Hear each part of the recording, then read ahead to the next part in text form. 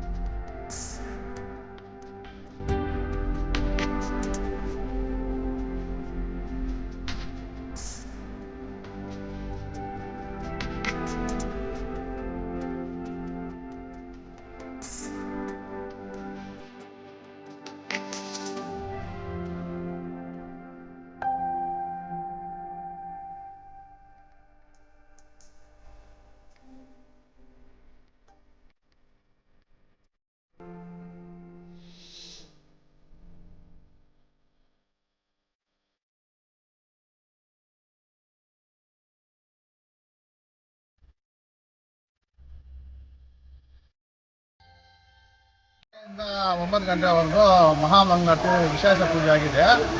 9 ಗಂಟೆಯಿಂದ ಊಟ ದೇವದ ಪ್ರಸಾದ ನಡೀತಾ ಇದೆ. ಈಗ ಟೈಮ್ ಒಂದು 2 ಗಂಟೆ ಆಗಿದೆ. ಮಳೆನೂ ನಮಗೆ ಕೊಡ್ತು, ಸಂತೋಷದಿಂದ. ಮಳೆಯಿಂದ ಬಂದಿಲ್ಲ, ನಮಗೆ ತೊಂದರೆ ಆಗಿಲ್ಲ. ಶನಿಮಾತ್ಮ ಆಶೀರ್ವಾದದಿಂದ ಎಲ್ಲ ತುಂಬ ಚೆನ್ನಾಗಿ ನಡೀತಾ ಇದೆ. ಈಗ ಒಂದು 2,000 ಜನ ಊಟ ಮಾಡಿದ್ದಾರೆ. ಇನ್ನೂ 1,500-2,000 4,000 ಜನ ರೀಚ್ ಆಗುವಂಥ ಮೂಮೆಂಟು ಇದೆ. ಹಿಂಗೆ ಶನಿಮಾತ್ಮದ ಆಶೀರ್ವಾದ ಇದೆ. ಬರೋ ವರ್ಷನೂ ನಾವು ಮಾಡ್ಕೊಂಡು ಬರ್ತೀವಿ ಅಂತ ಸಂತೋಷದಿಂದ ಹೇಳ್ತಾ ಇದ್ದೀವಿ. ನಮ್ಮ ಕೌನ್ಸರ್ ಅಲ್ಲೋಬಯ್ಯ, ನಮ್ಮ ಅಣ್ಣ ರಾಮಕೃಷ್ಣ ಅಣ್ಣವರು, ನಮ್ಮ ಫ್ರೆಂಡ್ ಜಗದೀಶ್ ಅವರು, ಇವರೆಲ್ಲ ನಾವೆಲ್ಲ ಒಂದು ಕುಟುಂಬವ್ರ ಥರ ಈ ಕಾರ್ಯಕ್ರಮ ನಡ್ಸ್ಕೊಂಡು ಬರ್ತಾಯಿದ್ದೀವಿ. ಇದೇ ಥರ ಶನಿಮಾತನ್ನು, ಆ ಈಶ್ವರನು, ಆಂಜನೇಯ ಸ್ವಾಮಿ ಎಲ್ಲರೂ ಆಶೀರ್ವಾದ ಮಾಡಿ ಇದೇ ಥರ ಮುಂದಿನ ದಿನಗಳಲ್ಲಿ ಹೆಚ್ಚು ಸಂಖ್ಯೆಯಿಂದ ಜನ ಬರ್ತಾ ಇದ್ದಾರೆ. ಎಲ್ಲರೂ ಬಂದವರೆಲ್ಲ ತುಂಬ ಸಂತೋಷದಿಂದ ಮಾತಾಡ್ತಾ ಇದ್ದಾರೆ. ಯಾಕಂದರೆ ಊಟ ಎಲ್ಲ ಚೆನ್ನಾಗಿದೆ, ನಮಗೆ ದೇವ್ರು ಒಳ್ಳೇದು ಮಾಡಿದ್ದಾನೆ, ನಾವು ಖಂಡಿತ ಬಂದೇ ಬರ್ತೀವಿ ಅಂತ.